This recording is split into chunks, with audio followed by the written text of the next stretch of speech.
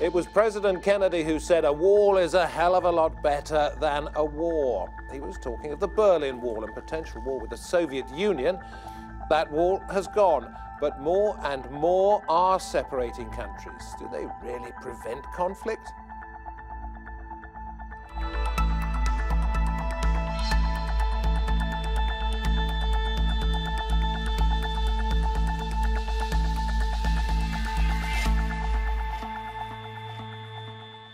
Very good to have your company watching Roundtable with me, David Foster. The enmity that a wall creates can actually increase tension, actually precipitate conflict. So what is the real reason behind them? Or quite literally, on the other side, do we really find people who are simply hostages to their leaders' ambitions? We will build a great wall along the southern border. Despite what you might think, Donald Trump is not the only one building a wall. Since the fall of the Berlin Wall in 1989, more than 1,300 kilometres of fencing has been built. In India, Pakistan, Israel-Palestine, Western Sahara, the list goes on. Border walls are going up in record numbers, with more than 70 around the world. Some are intended to keep out migrants and armies, while others are designed to claim territory. Israel began building the separation wall in 2004 for security reasons, but some 85% of Israel's wall falls inside the occupied West Bank. Do walls create more problems than they keep out? Let us go to the Windy City, to Chicago, where we can talk to Paul Poast, Assistant Professor in Political Science at the University of Chicago, expected to be minus 40 or thereabouts with the wind chill today there. We go to the Netherlands, not quite so cold. Andrew Gawthorpe joins us from there, lecturer in History and International Studies at Leiden University. With me in the studio, Simon Worrall, journalist and author, written an awful lot for National Geographic, and Gbenga Oduntan, Associate Professor in International Law. Great to have you on. This is something that surprised us, Simon, when we first discussed this in the office. That at one stage they were down to sort of a handful of international wars, and the number is now somewhere around 70, depending on where you're talking about. Want to guess at why? I think we're becoming more divided as a global community. I think we're becoming more paranoid. Walls are all premised on what I call the walls of the mind. In other words, the fear of the other. It's an ancient sort of human atavistic emotion, fear of people that are different. And I think the rise of populism has stimulated those kind of emotions. And so the simple answer, let's build a wall and keep people out. And it's also in the private sector, of course. It's not just states. There's this American term, people are forting up, meaning that they're living in armed, gated communities, and it's known as forting up because they're frightened of insecurity, terrorists, whatever. We'll get into a little bit later on what a wall says about you rather than what it says about your neighbours. But Paul, let me come to you. I mean, you've got to go back to 4,000 years ago, or probably even earlier. You've got the Sumerians trying to keep out the Amorites in what is now Iraq, big wall along the Tigris and Euphrates area. Well, it worked for a while, but it didn't in the end. So do they ever work? They can work, but it depends on why it's being built. For example, one of the most famous walls is the Maginot Line between France and Germany. It was intended to prevent invasion. That didn't seem to work very well. But more recently, most walls are built for the purpose of preventing illegal immigration. So it very much builds on the comment that was just made about fear of the other and so forth. And in that case, the walls do seem to have some effect. We've seen that with the fencing that's been built between the US-Mexico border. It's important to keep in mind the wall is not intended to permanently stop an individual. Instead, it's directed towards making it easier for, say, border guards to apprehend an individual. It slows them down, makes it possible for them to then capture it. Or perhaps it is there to sort of reinforce an idea rather than a physical reality.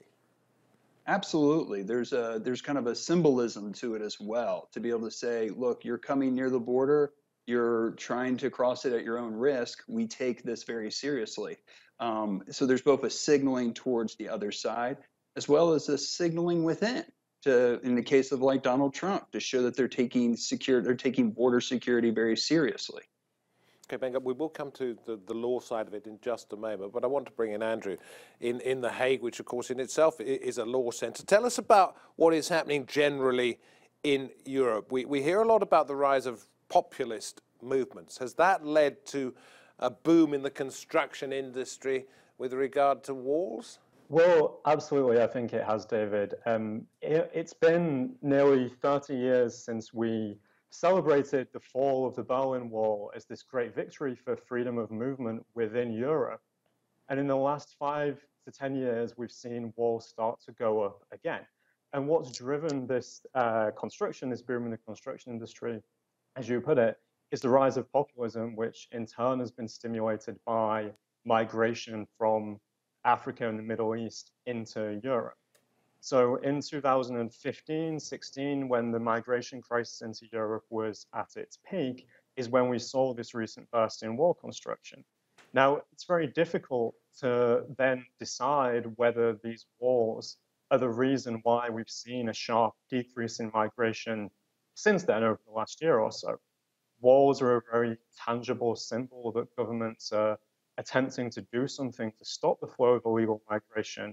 But in fact, really what has really taken the heat out of the European migration crisis has been deals that European leaders have made with Turkey and also with political actors in Libya to stop and repatriate refugees and migrants coming into Europe. Okay, don't let me stop you talking to one another. Simon, if you want to address a question to either The Hague or to Chicago, please do so. Yeah. But I want to bring you in at this point. Yeah. 2 questions. One's rhetorical, yeah, and that is they're hardly ever illegal, are they? And the second is they're easy. Well, they're both rhetorical. They're easy, aren't they? To put up. They're quite easy. The position of international law on walls is one that approaches it from the concepts of sovereignty and jurisdiction. Every country has sovereignty over its territory and has jurisdiction over its civil and criminal issues. That's the position of international law. And every country, therefore, has a right to forbid anyone or pesticide or aircraft or whatever it is to come into its country unless it does so under its laws. That's the general principle. There are exceptions. And the exceptions are when you exercise the right in such a way that it begins to abuse or derogate from the rights of the neighboring states in a way that is oppressive on them. And I can give a good example of that. That's the wall in that Israel constructed in the Palestinian territories. That was tested at the International Court of Justice in a case called an advisory opinion in 2004.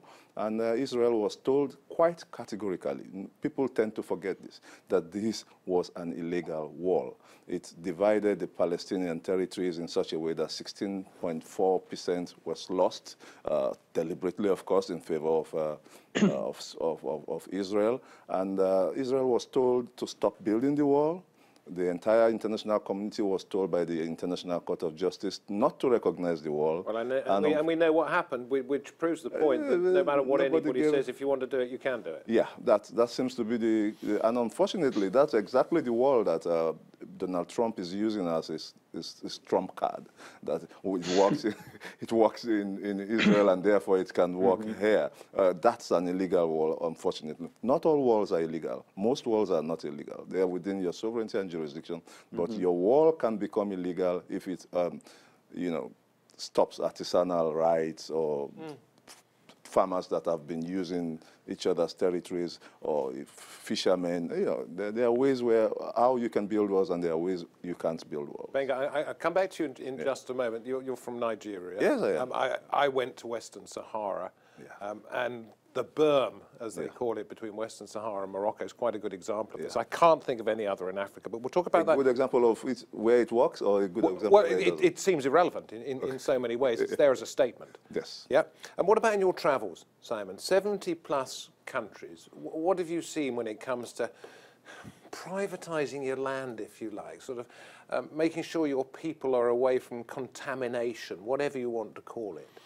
Yeah, I mean, I haven't seen a lot of specific examples of that. Of course, I've been to the Great Wall of China, one of the, you know... Which was built to keep out the Mongols? Keep out the Mongols, absolutely, and coincided with the rise of Chinese civilization built by the first Chinese Emperor Shi Huangdi. And there is, it has to be said, ancient correlation between the birth of civilization and the building of walls.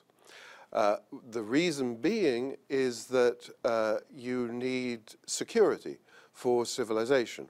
In other words, if you have a city or country, but in the ancient times it was walled cities, if you had a city that wasn't defended and secure, well, if you're not secure, you're not going to sit down and write a novel or create a painting, are you?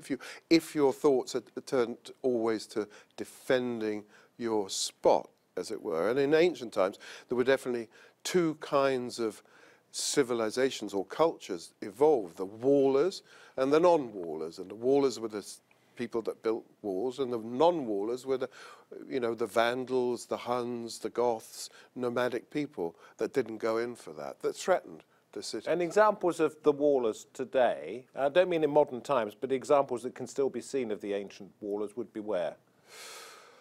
What ancient walls are there? We're talking about city walls? Yes, you'd have to talk about remains of ancient cities in Mesopotamia or Byzantium, Constantinople. Yeah. I think some of the original walls. I think Paul wants to get in at yes, please, this point. We can see you. I don't know whether you can see us, but I saw you sort of indicating that you wanted to add to this.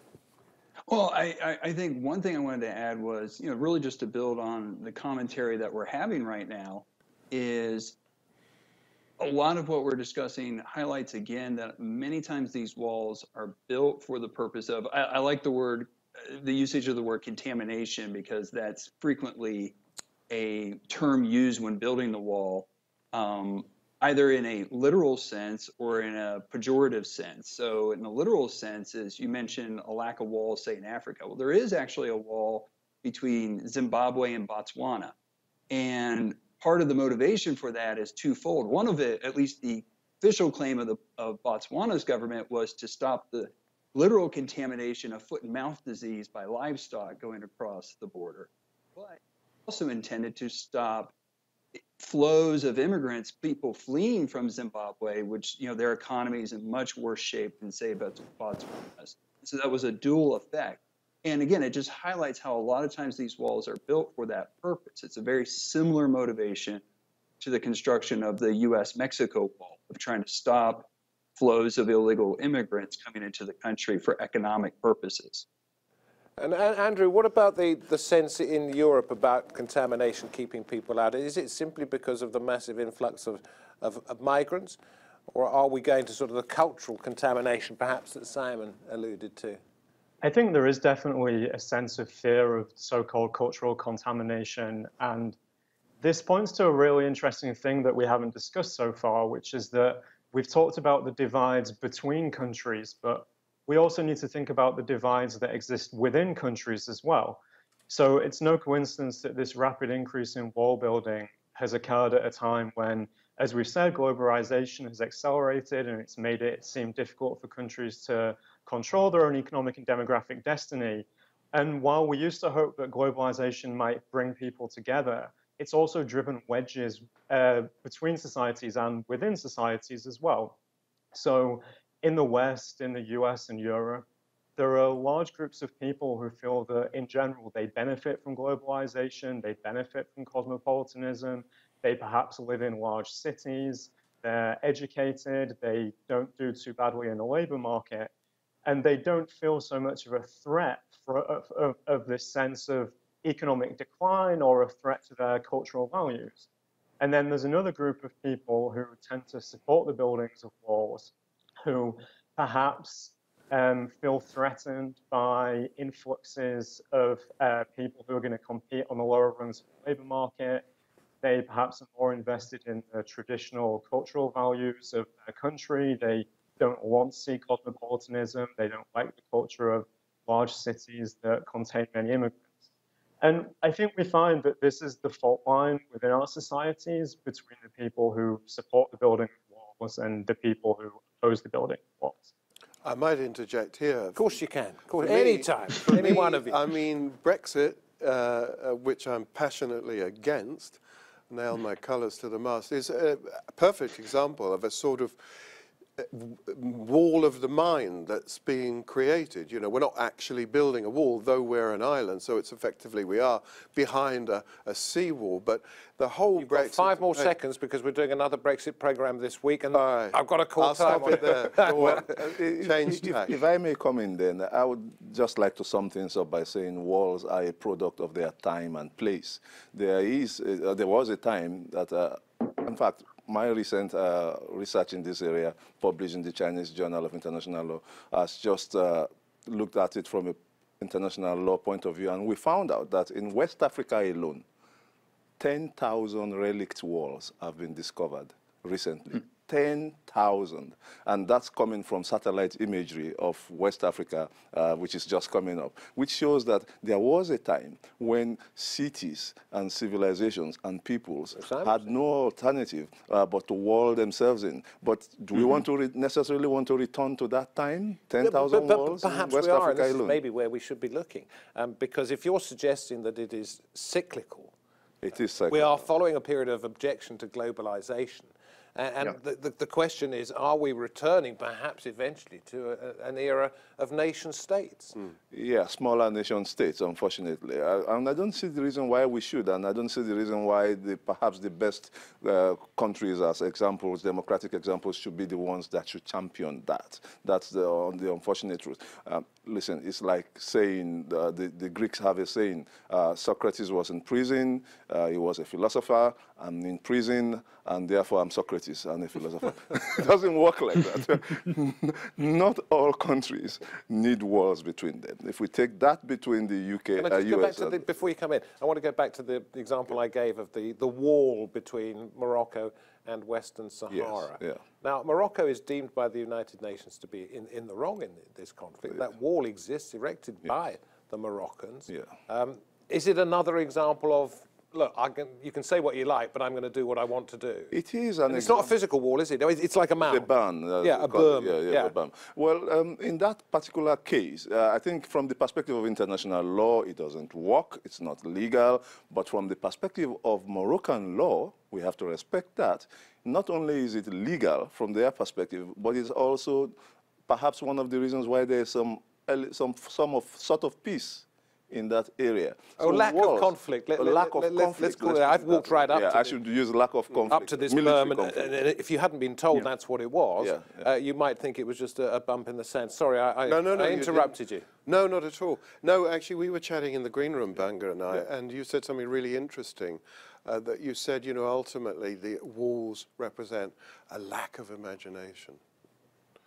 So maybe you'd like to explain what you mean by that. Yeah, a lack of imagination, because there would be larger solutions to the problem which are not being ignored because we are obsessed with 4-year cycles of elections. For instance, the wall between, I don't know why I keep returning to that, between US and Mexico. I wonder why. Spread the development, bringing Mexico to a first world status, if such a thing exists. Right now, the boundary, drugs come this way, guns go the other way. But if we stop the drug problem in the US, there will be less drugs coming in, and therefore maybe there will be the need for less guns going the other way. Absolutely. And those are larger we've things heard this for the last 40-something years as I've been a reporter. You're not going to get rid of that conversation. But we could focus on that rather than building a very expensive 2,000-kilometer wall. Which is going to do nothing to prevent which people will dig under and fly over. Does our man in Chicago, Paul, do you think this wall will be finished? And if it is finished, I'm not going to ask you who's going to pay for it, but if it is finished, is it going to achieve anything? Well, first of all, just to build, I'm really glad that we're raising the point about walls reflecting a backlash against globalization. You know, I still remember in the late 90s, there was all this talk about retreat of the state and, you know, borderless world. And I like that phrase about walls being a lack of imagination, because if you think of globalization as being a product of imagination and new ideas and innovation, it's like states say, well, that's too far. I'm going to retrench back. I'm going to pull back. And what does that mean? Building a wall. And so I do like that phrase. Now, what is imaginative is the idea that we're going to build a wall and make another country pay for it, Oh, yeah. which is, which has been, of course, the claim made by the Trump administration. My view has been on I actually, if I had to make a bet, I don't think a new wall is going to be built between the U.S. and Mexico. And I emphasize the phrase new wall because there is a wall between the U.S.-Mexico border. You can see many photographs to it. You can go down to El Paso. There is absolutely a wall, and it's built in the key areas that people would try to cross. And this is part of the reason why I think we had the shutdown fight here in the U.S. is that a lot of members of the Republican Party actually also view building a new wall as, quite frankly, a waste of, because they're like, we have a wall. And they would not disagree with the overall idea that the wall might be necessary, but they say, but we have one. Maybe we need to reinforce it. Maybe we can keep it repaired because there are going to be holes in it. But if I had to bet, I will bet that we will not see funding for a new wall, largely because we have a wall. Andrew, okay. Paul, thank you. Let's come back to the idea of nation states. Thinking I'm going to lock myself into where I feel the most safe, the least likely place to be contaminated by others, and the dangers of that. Are we seeing that across the continent of Europe? Yes, I think we are, because we have still in our political discourse this particular idea of sovereignty that isn't really compatible with the way that the global economy now works, or with global demographic realities, or with the movements of people that we're seeing. So we need to start seeing the border not as this place where we erect a giant wall in order to keep out contaminants. Instead, we need to understand it as the place where our political community meets other political communities, meets these forces of globalization, and it has to find some way of compromising and traversing these currents, compromising its sovereignty, realizing that it needs to exchange with the rest of the world. It needs to be plugged into the global economy. It needs to fulfill its moral obligations to refugees who come to its borders. Walls are just a big symbol that we're just going to keep the rest of the world out. We don't want to have these conversations. We don't want to make these compromises. Any examples of where a wall has brought peace? Anybody? Oh, yeah, in several places. I mean, Botswana and like the gentleman Zimbabwe said there, some walls are just necessary. In that particular case, I think the wall was even electrified because it just has to keep wildlife away. And recently, I think I heard that some part of it have been removed. Okay, that's one example. Yeah, that's just one example. You said many. Yeah. I would hope, actually, I would hope there wouldn't be too many examples of where walls are necessary between states, because like I said, it's a lack of imagination. But it's growing in Africa. The EU even funded the building of tripartite walls in the island of Mayoula, I think, where they think the African immigrants are coming into Europe through the island. And but we have images of them climbing that. As we wrap this up, it never seems long enough, but it's a little bit like locking your door at night, isn't it? Or locking your car. It's quite sensible. I don't think it's quite like that, because it's a much bigger statement about who we are. And I'd like to just close on put this out in a very philosophical sense and go back to the idea of the walls within us. And there's a French philosopher I love called Gaston Bachelard, who has this theory of geometrism, that human beings are obsessed with carving up the world in geometric lines, and walls are also an expression of that. And I think probably until we break down those kind of barriers inside us, the fear of the other, the fear of other cultures, through communication, dialogue, multicultural efforts, there'll always be probably a return or a continuation of the urge to symbolically state the separateness between us by erecting a wall. It's only going to come about by talking, isn't it? Which is where programs like this, one hopes, contribute. In Game of Thrones, of course, where the wall, the ice wall is very famous, of course it falls because of the dragons. The fire, they melt. The fire-breathing. So maybe we need some dragons. Listen, there's some hot talk. Listen, thank you all very much indeed. I love the fact, appreciate your time, everybody. I love the fact that on this programme about a boom in the construction business, we can bring in French philosophers. Just about says it all. And Game of Thrones. And Game of Thrones. Listen, thank you all very much indeed. A little bit of everything. In fact, that's what this programme is about. And I particularly like the fact that we can bring in the booming construction business on one hand, and we can bring in a French philosopher on the other. That is Roundtable. Thank you for watching. From me, David Foster, and the team. Goodbye for now. We hope to have your company next time.